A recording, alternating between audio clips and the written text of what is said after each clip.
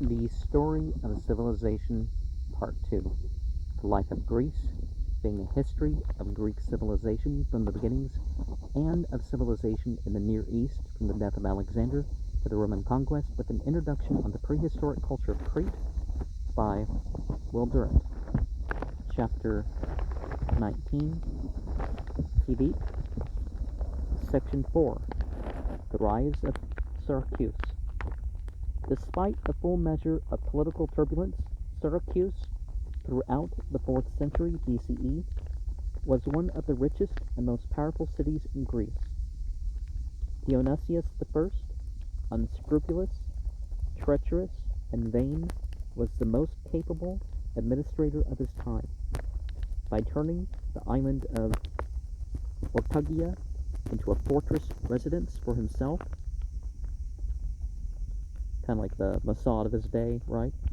And walling in the causeway that bound it with the mainland, he had rendered his position almost immune to attack. And by doubling the pay of his soldiers and leading them to easy victories, he secured from them a personal loyalty that kept him on the throne for 38 years. Having established his government, he changed his early policy of severity to one of conciliatory mildness and a kind of egalitarian despotism. When he condemned the Pythagorean Phintias, less correctly Pythias, to death for the conspiracy, Phintias asked to leave to go home for a day to settle his affairs.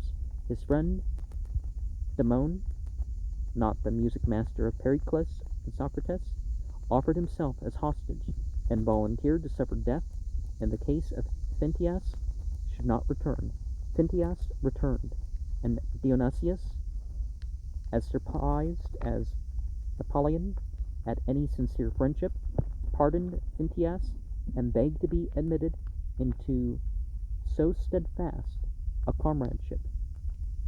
He gave choice tracts of land to his officers and his friends, and, as a military measure, assigned nearly all residences on Ortygia and the causeways to his soldiers, and all the remaining soil of Syracuse and its environs he distributed equally among the population, free and slave. Paganism actually relates to the land divisions by the state and such endeavors and stuff like that. Under his guidance, Syracuse flourishes, though he taxed the people almost as severely as the assembly taxed the Athenians. When the women became too ornate, Dionysius announced that Demeter had appeared to him in a dream and bidden him to order all feminine jewelry to be deposited in her temple. He obeyed what he considered to be the goddess, and the women, for the most part, obeyed him. Soon afterwards, he borrowed the jewelry from Demeter to finance his campaign.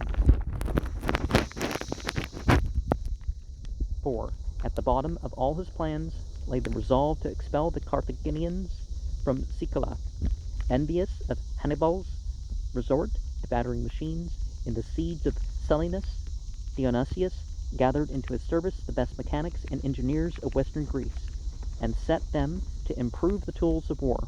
These men invented, among many new engines of office and defense, the catapultus, or catapult, for throwing heavy stones and similar projectiles.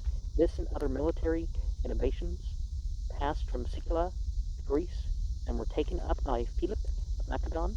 A call was sent out for mercenaries, and the armorers of Syracuse manufactured in unheard of quantities weapons and shields to fit the habits and skills of each group of soldiers engaged. Land battles among the Greeks had heretofore been fought by infantry. Dionysius organized a large body of cavalry, and here too gave hints to Philip and Alexander.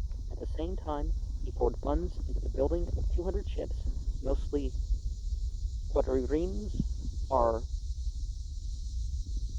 quadriremes, in speed and power. This was in such an armada as Greece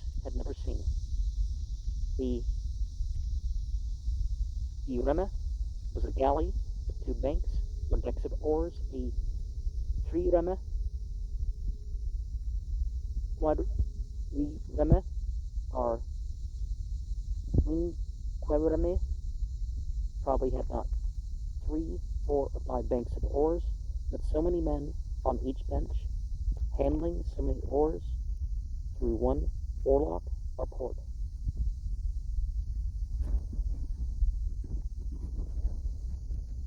By 397 BCE, all was ready, and Dionysius sent an embassy to Carthage to demand the liberation of all Greek cities in Sicily from Carthaginian rule. Anticipating a refusal, he invited these cities to expel their foreign governments. They did, and still enraged by the memory of Hannibal's massacres, they put to death with the tortures seldom used by Greeks. All Carthaginians fell into their hands. Dionysius did his best to stop the carnage, hoping to sell the captives as slaves. Carthage ferried over a vast army under Hamilcar, and war went on at intervals in 397 BCE, 392, 383, and 368. In the end, Carthage recovered all that Dionysius had won from her, and after the bloodshed matters stood as before. Whether through lust for power or feeling that only a united Sicily could end Carthaginian rule, Dionysius had meanwhile turned his arms against the Greek cities in the island. Having subjected them, he crossed over into Italy, conquered Rhegium, and mastered all southwest Italy. He attacked Etruria and took 1,000 talents from his temple at Abella. He planned to plunder the shrine of Apollo at Delphi, but time did not permit. Greece mourned that in the same year, 387, liberty had fallen in the west, and in the east had been sold to Persia by the king's peace. 3 years before, Brennus and the Gauls had stood in triumph at the gates of Rome. Everywhere the barbarians on the fringe of the Greek world were growing stronger, and the ravages of Dionysius in southern Italy paved the way for the conquest of its Greek settlements, first by the surrounding natives, and then by the half-barbarian Romans. At the next Olympic Games, the orator Lysias called upon Greece to denounce the new tyrant. The multitude attacked the tents of Dionysius' embassy and refused to hear his poetry. The same despot who, after capturing Rhegium, offered freedom to its inhabitants if they would bring him nearly all their hoarded wealth as ransom, and then, when the wealth had been surrendered, sold them as slaves, was a man of wide culture, not prouder of his sword than of his pen. When the poet Philoxenus, axed by the dictator for his opinion of the royal verses, pronounced them worthless, Dionysius sentenced him to the quarries. Now, he asked for his opinion. The next day, the king repented, had Philoxenus released, and gave a banquet in his honor. But when Dionysius read more of his poetry and asked Philoxenus to judge it, Philoxenus bade the attendants take him back to the quarries. Despite such discouragements, Dionysius patronized literature and the arts, and was pleased for a moment to entertain Plata, who was then, 387 BCE, traveling in Sicily. According to a widespread tradition, reported by Diogenes, Laertius, the philosopher, condemned dictatorship. "Your words," said Dionysius, "are those of an old dotard. Your language," said Plata, "is that of a tyrant." Dionysius, we are told, sold him into slavery. But the philosopher was soon ransomed by Nicaries of Corinna. The dictator's life was ended not by any of the assassins whom he feared, but by his own poetry. In 367, his tragedy, Ransom of Hector, received first prize at the Athenian Danae. Dionysius was so pleased that he feasted with his friends, drank much wine, fell into a fever, and died. The harassed city which had been born with him as an alternative to subjection by Carthage, accepted hopefully the succession of his son to the throne. Dionysius II was now a youth of 25, weak in body and mind, and therefore thought the crafty Syracusans likely to give them a mild and negligent rule.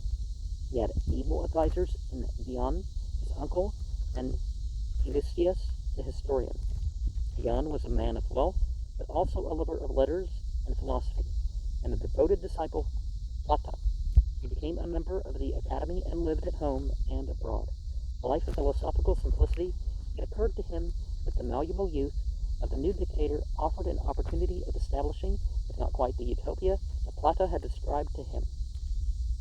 At least a constitutional regime capable of uniting all Sicily for the expulsion of the Carthaginian power. At Dion's suggestion, Dionysius II invited Plato to his court and submitted himself to Plato's tutoring. There's no way in the world without spelling I can pronounce Plato, if this is supposed to be a Greek word. And honestly, Platonic could give you the clue. Plato. Doubtless, the young autocrat put his best foot forward and concealed from his teacher that addiction to drink and lechery, which had drawn from his father the prediction that the dynasty would die with his son. Deceived by the youth's apparent willingness, Plato led him toward philosophy by its most difficult approaches, mathematics and virtue. The ruler was told, as Confucius, I think it's pronounced Confucius, had told the Duke of Lu that the first principle of government is a good example. That to improve his people he must make himself a model of intelligence and goodwill. All the court began to study geometry and to stand in diplomatic awe over figures traced in the sand. But Eutychius, eclipsed by Plato's ascendancy, whispered to the dictator that all this was merely a plot by which the Athenians, who had failed to conquer Syracuse with an army and a fleet, would capture it through a single man, and that Plato, having taken the impregnable citadel with diagrams and dialogues, would depose Dionysius and put Dion on the throne. Dionysius saw in these whispers an excellent escape from geometry. He banished Dion, confiscated his property, and gave Dion's wife to a courtier whom she feared. Despite the dictator's protestations of affection, Plato left Syracuse and joined Dion in Athens. 6 years later, he returned at the king's invitation and pled for Dion's recall. Dionysius refused, and Plato resigned himself to the academy. In 357 BCE, Dion, poor in funds but rich in friends, recruited in mainland Greece a force of 800 men and sailed for Syracuse. Landing secretly, he found the people eager to aid him. With one battle, in which, though he was now 50, his own heroic fighting turned the tide. He so completely defeated the army of Dionysius, the frightened youth fled to Italy. At this conjuncture, with Greek impulsiveness, the Syracusan assembly that he had convened removed Dion from command, lest he should make himself dictator. Dion withdrew peaceably to Leontini, but the forces of Dionysius, liking this turn of events, made a sudden attack upon the popular army and defeated it. The leaders who had opposed him sent appeals to Dion to hurry back and take charge.